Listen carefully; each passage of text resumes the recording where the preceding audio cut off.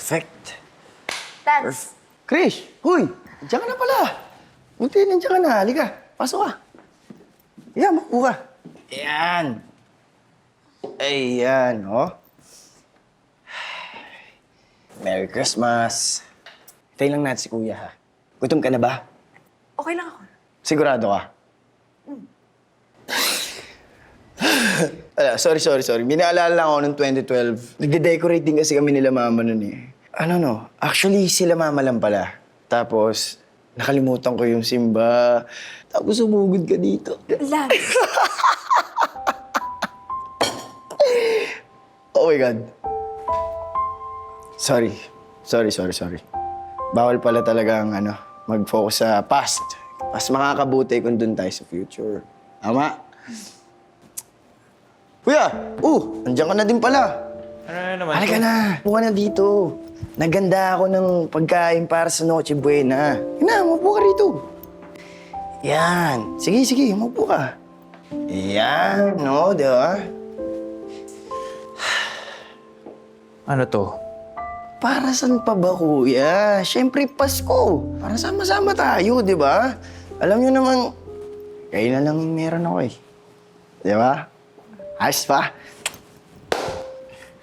Yeah. Eh bakit? Basta, ito, para sa'yo ito.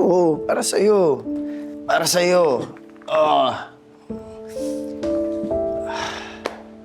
Asa sa akin? Huwag niyo sabihin wala kayong gift sa akin, ha? Ay, sorry. Di na yata uso yun sa 2024. Tama ba? Exchange gift? Pero, yan, sige. Yan, buksan mo. Tinan mo. Naalala ko yung paborito mo, di ba? Nahirapan nga ako maghanap niyan kasi alam mo bakit? Kahirap na nga maghanap niyan eh. Kasi konti na yung nagbebenta. Pero para sa'yo, di ba? Miss mo yan, di ba? thank you. Pero kasi, hindi na kasi ako interesado sa mga pocketbooks. Oh? Mas interesado na kasi ako sa business tsaka sa financial na mga related na libro. Pero natutuwa ako dahil naalala mo pa rin yung mga paborito ko. You're welcome. Kuya, it's your turn. Di na ako makapaghintay na makita mo yan. Sige na. Di ba? Para sa'yo yan. Magagamit mo yan sa pagtuturo mo. Di mo ba, Dibs? Lance, hindi na ako magtuturo.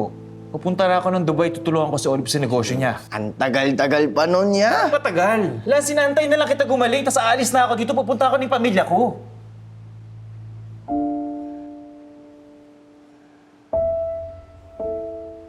Ano, kuya? Lance naman eh. Lance, buong buhay ko, ikaw na lang inaasikaso ko. Kuya Ryzen, Pasensya na, ya. Pasensya na talaga. Kasi buong buhay mo, inintindi mo ako. Pati therapy ko, ikaw yung nagbabayad, ikaw yung gumagastos. Pasensya na, kuya. Inubos ko yung oras mo. Sorry. Ganoon din sa'yo, Krish. Tagal na ako saradong chapter sa buhay mo. Hindi na dapat ako nagpakita sa'yo ulit eh. Pasensya na. Pero hindi ko kasi alam. Paano ako magsisimula eh? Naiwan ako ng panahon. Wala akong kinabukasan, walang-wala ako. Hindi ko alam kung paano ako makakahabol. Kaya na lang yung meron ako eh. Pasensya na talaga. Lance, wala nang saysay kung babalik ko pa yung nakaraan. Hindi na mangyayari yun.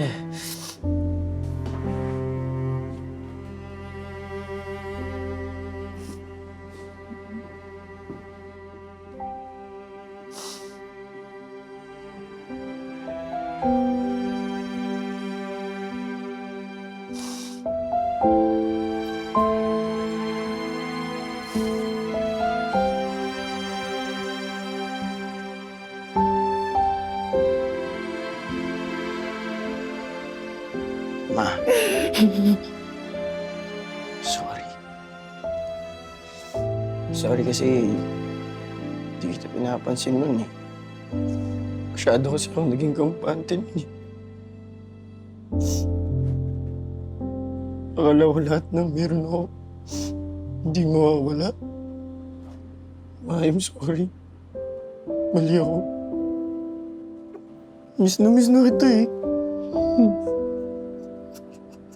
Miss ko yung dati.